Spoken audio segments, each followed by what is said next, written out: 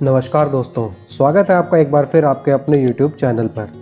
जैसा कि आप सभी जानते हैं कि 22 अप्रैल 2023 से उत्तराखंड की 4 धाम की यात्रा शुरू होने वाली है, जो कि बहुप्रतीक्षित यात्रा मानी जाती है, जिसके लिए सब लोग बहुत बेसब्री से वेट कर रहे होते हैं। 6 महीने का वेट करके ये यात्रा शुरू होती है, तो लोग इसका काफ़ी इंतज़ार कर रहे होते हैं। तो आज हम इस वीडियो के माध्यम से हम आपको बताएंगे कि कैसे आप 4 धाम की यात्रा एक बार में पूरी कंप्लीट कर सकते हैं। कहाँ कहाँ आपको कैसे कैसे कब कब जाना है, कितना आपको इसमें टाइम लगेगा, कैसे आप रजिस्ट्रेशन करें, कहाँ से रजिस्ट्रेशन करें, और अगर आपके साथ आपके फैमिली मेम्बर्स जा रहे हैं, थोड़े बड़े बुजुर्ग लोग जा रहे हैं, तो उनके लिए घोड़े और हेलीकॉप्टर की सुविधा कैसे प्रोवाइड होती है, कहाँ से प्रोवाइड होती है, इन सभी डिटेल की आज हम बात करेंगे। और सबसे बड़ी बात, पूरी 4 धाम यात्रा में आपका कितना खर्चा हो सकता है, ये पूरी डिटेल्स हम आपको इस वीडियो में देंगे। तो इस वीडियो को बिल्कुल स्किप मत कीजिएगा और इसे एंड तक देखिएगा। तो दोस्तों, बिना देरी किए वीडियो स्टार्ट करते हैं। 4 धाम की यात्रा मानी जाती है कि हरिद्वार से शुरू होती है और हरिद्वार पर ही आकर खत्म होती है, तो इसका प्रथम और अंतिम पड़ाव हरिद्वार ही है। तो हरिद्वार पहुंचना बहुत ज़्यादा इजी है। भारत के सभी मुख्य शहरों से आपको हरिद्वार तक की ट्रेन इजीली मिल जाएंगी,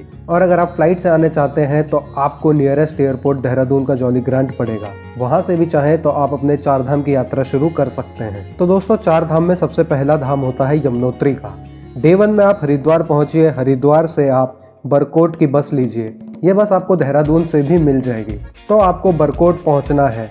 कई बार बस बरकोट तक नहीं जाती है, आपको 9 गांव या 9 विलेज जिसको बोलते हैं, वहां पर भी जाकर स्टॉप हो जाती है। आप वहां से बोलेरो या टेम्पो ट्रैवलर से बरकोट तक जा सकते हैं, जो रेगुलर बेसिस पे चलते रहते हैं। हरिद्वार से बरकोट की दूरी 192 किलोमीटर के आसपास की है। और मैं आपको बता दूं कि ये बसेस मोस्टली सुबह ही चलती है, तो आप जल्दी उठकर ये बस पकड़ लें। मोस्टली 6 या 6:30 बजे तक ये बसेस निकल जाती हैं, तो आप जल्दी बस स्टैंड पर हरिद्वार के पहुंचिए 5 बजे ही। वहां से टिकट लीजिए और तुरंत पकड़िए बरकोट की बस। आप फिर बरकोट शाम के टाइम पहुंचेंगे, और मैं सजेस्ट करूंगा कि आप बरकोट पे रेस्ट लीजिए। आप वहां पर आराम से आश्रम या धर्मशाला या आपको होटल वहां पर इजीली 600 to 800 का मिल जाएगा। आप अगर थोड़ा अच्छा होटल देखना चाहते हैं तो वो आपको 1000 to 1200 तक का पड़ेगा, क्योंकि ये सीजन का ही टाइम होता है। सिर्फ 6 महीने ही इनके पास, व्यापारियों के पास पैसे कमाने का जरिया होता है, तो ये आपको थोड़ा महंगा पड़ सकता है। उसके बाद अर्ली इन द मॉर्निंग आप जितनी जल्दी हो सके सुबह उठिए और बरकोट से जाइए जानकी चट्टी, जहाँ से यमुनोत्री की ट्रैकिंग स्टार्ट होती है, जो करीबन 5 किलोमीटर के आसपास की है। बरकोट से जानकी चट्टी करीबन 40-45 किलोमीटर की दूरी पर स्थित है। यहाँ उतरिए और यमुना जी के उद्गम स्थान के दर्शन कीजिए, यमुना माता के दर्शन कीजिए, और इसी बोलेरो या टेम्पो ट्रैवलर में वापस आ जाइए बरकोट पर। आप दिन में बरकोट इजीली पहुंच जाएंगे। फिर आपको बरकोट से जाना है अगले धाम की तरफ, जो है गंगोत्री। गंगोत्री जाने के लिए आपको बरकोट से उत्तरकाशी जाना पड़ेगा, जो कि करीबन 82 किलोमीटर के आसपास की है। तो उत्तरकाशी आप शाम तक पहुंचेंगे डे 2 में। आप फिर यहाँ पर रात में स्टे ले सकते हैं, जो कि करीबन आपको वही, अगर धर्मशाला लेंगे तो आपको 500 to 600 इजीली पड़ जाएगी। फिर आप डे 3 में अर्ली इन द मॉर्निंग उठिए और यहाँ से शार्प 7 बजे उत्तरकाशी से गंगोत्री के लिए बस जाती है, जो उत्तरकाशी से 100 किलोमीटर की दूरी पर स्थित है। आप इस बस में जाइए, वहाँ पर गंगोत्री के दर्शन कीजिए, गंगा माता के उद्गम स्थान के दर्शन कीजिए, गंगा माता के मंदिर के दर्शन कीजिए, वहाँ पर पावन डुबकी लगाइए और वापस इसी बस में आ जाइए उत्तरकाशी वापस। यहाँ पर मैं आपको एक चीज़ क्लियर कर दूँ कि अगर आपको गोमुख जाना है, जो कि डीप उद्गम स्थान है गंगा का, तो आप वहाँ भी जा सकते हैं, लेकिन इसके लिए आपको 18 किलोमीटर का ट्रैक करना पड़ेगा, जिससे आपका एक दिन भी बढ़ेगा और आपका बजट पे भी इफेक्ट पड़ेगा। तो वो आपकी श्रद्धा है, अगर आप जाना चाहें तो यहाँ से गोमुख भी जा सकते हैं। फिर आप इसी बस में जब आप उत्तरकाशी आएंगे तो अब आपको जाना है अगले धाम, जो कि है बाबा केदारनाथ का, और वहाँ जाने के लिए आपको जाना होगा सोनप्रयाग तक, जो कि उत्तरकाशी से 227 किलोमीटर की दूरी पर स्थित है। आप उत्तरकाशी दिन में आराम से पहुंच जाएंगे। फिर आप उत्तरकाशी से सोनप्रयाग तक के अगेन बोलेरो या टेम्पो ट्रैवलर जाते हैं, आप उनमें जा सकते हैं। अगर आपको थोड़ा टाइम हो गया है, थोड़ी रात हो गई है, तो आप बीच में रुद्रप्रयाग, तिलवारा या अगस्त मुनि तक भी जा सकते हैं। फिर आप वहाँ पे रेस्ट ले सकते हैं। अगेन अगर आप यहाँ पे धर्मशाला लेते हैं तो आपको 600 से 700 रुपये में इजीली मिल जाएगी। फिर डे 4 में आप अर्ली इन द मॉर्निंग उठिए और सोनप्रयाग पहुँच जाइए, अगर आपने बीच में स्टे करा है तो। और अगर आप सोनप्रयाग ही हैं तो सोनप्रयाग से आपको पहुंचना होगा गौरी कुंड, जो कि बोलेरो वाला 50 रुपीज़ चार्ज करता है। उसके बाद आप गौरी कुंड से केदारनाथ का ट्रैक स्टार्ट कर सकते हैं। जो कि करीबन 17 से 18 किलोमीटर तक का है। वैसे केदारनाथ पे मैंने एक फुल डेडिकेटेड वीडियो बना रखी है, इसका लिंक मैंने डिस्क्रिप्शन में भी दे दिया है और आपको आई बटन पर भी शो हो रहा होगा। आप यहाँ से जाकर पूरी की पूरी डिटेल चेक कर सकते हैं। फिर अगर आप सुबह जल्दी ट्रैक स्टार्ट करते हैं तो आप शाम की आरती के टाइम तक केदारनाथ पहुँच जाएंगे। शाम की आरती लीजिए और शाम को वहाँ पर स्टे कीजिए। स्टे का मैं बता दूं कि अगर आप GMVN की ऑफिशियल वेबसाइट से अगर आप अपना स्टे बुक करके आते हैं तो आपको ईजी पड़ेगा, क्योंकि कई बार सीज़न में होटल्स वगैरह के रेट काफ़ी बढ़ जाते हैं। GMVN पे आप टेंट की सुविधा भी पा सकते हैं, तो जैसे आपको एडिक्वेट लगे आप वैसा स्टे ले सकते हैं GMVN की ऑफिशियल वेबसाइट पर। फिर आप डे 5 के अर्ली इन द मॉर्निंग में सुबह उठिए, केदारनाथ पूरा एक्सप्लोर कीजिए, केदारनाथ के दर्शन कीजिए, ऊपर भैरव बाबा के दर्शन करने जाइए, भीमशिला देखिए और पीछे नया एक शंकराचार्य जी का स्टैचू स्थापित किया गया है, आप वो देखिए। यहाँ पर असीम शांति की आनंद प्राप्ति होगी। उसके बाद आप नीचे आ जाइए, केदारनाथ से आप सोनप्रयाग पहुंच जाइए और सोनप्रयाग में शाम को ही आप स्टे वापस ले सकते हैं। यहाँ पे आपको डॉर्मेट्री की सर्विस भी प्रोवाइड हो जाएगी, जो आपको 300 to 400 का चार्ज पड़ेगा। यहाँ पे शाम को स्टे करने का रीज़न ये है कि आपको early in the morning Sonprayag से जोशीमठ के लिए डायरेक्ट बस मिल जाएगी। अगर आपकी किस्मत अच्छी हुई तो आपको बद्रीनाथ तक की भी डायरेक्ट बस मिल सकती है। तो आप जितना जल्दी हो सके उतना जल्दी उठिए, क्योंकि सारी बसें 6 बजे से 7:30 बजे तक निकल जाती हैं। सोनप्रयाग से जोशीमठ की दूरी 184 किलोमीटर है।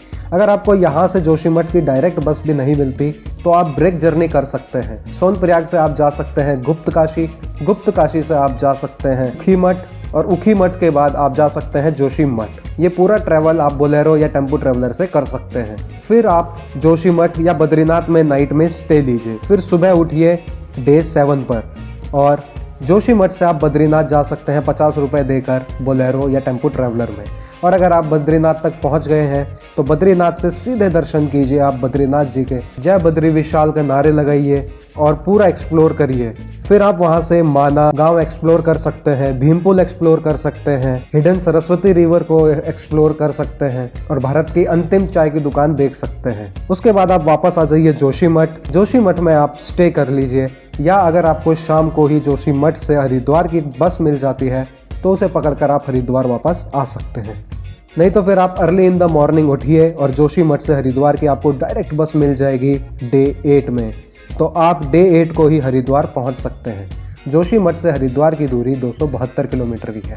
तो दोस्तों ये तो थी संपूर्ण जानकारी कि आप 4 धाम यात्रा एक बार में कैसे कंप्लीट कर सकते हैं। आपको करीबन 8 दिन लगेंगे ही लगेंगे। और अगर आप गोमुख जाना चाहते हैं तो 9वां दिन भी ऐड कर लीजिए। और अगर आपके पास थोड़ा टाइम और है तो आप उखीमठ से जोशीमठ के बीच में चोपटा जगह है जहाँ से आप तुंगनाथ और चंद्रशिला ट्रैक भी कर सकते हैं, लेकिन आपका 1 दिन और ऐड हो जाएगा।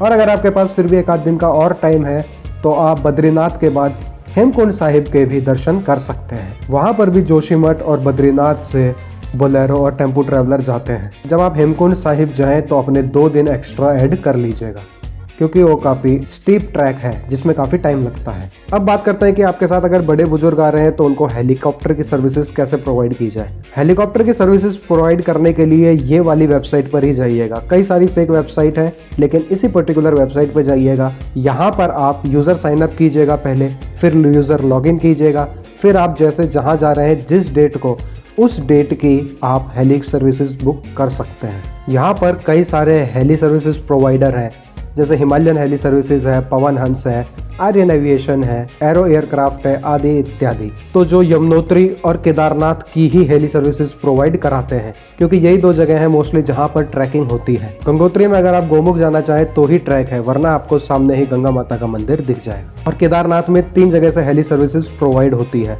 फाटा, सिरसी और गुप्तकाशी, जिसके प्राइसेस अलग अलग हैं, जो 1 वे और राउंड ट्रिप भी होती है। और आपके साथ बड़े बुजुर्ग आ रहे हैं तो यहाँ पर घोड़े की सुविधा भी प्रोवाइड की गई है। कंडी, पालकी, कई तरह की सुविधाएं हैं, तो यहाँ पर आप वो भी यूज कर सकते हैं, जिनका प्राइस वेट के अकॉर्डिंग होता है। तो दोस्तों ये 4 धाम की यात्रा के बाद अब बात आती है कि इस पूरे ट्रिप में आपका बजट कितना होगा। इस ट्रिप में आपका बजट मेनली डिपेंड करेगा ट्रांसपोर्टेशन और स्टेज पर, क्योंकि अगर मैं मील की बात करूं तो यहाँ पर आपको 100 to 130 और 150 में इजीली आपको 1 डाइट आराम से मिल जाएगी। उतना ज़्यादा महंगा खाना नहीं है पूरे उत्तराखंड में, अच्छा खाना आपको मिल जाएगा 130 पर डाइट के हिसाब से। और स्टेज की अगर मैं बात करूं, अगर आप धर्मशाला टाइप में रहना चाहते हैं तो आपको 500 to 600 में इजीली पर पर्सन पड़ जाएगा। और अगर आप 2-3 जने भी आ रहे हैं तो वो भी डिवाइड हो जाएगा। बाकी इसके बाद चार्ज बचता है मोटा मोटा ट्रांसपोर्टेशन का, जो आपको थोड़ा सा कॉस्टली पड़ सकता है।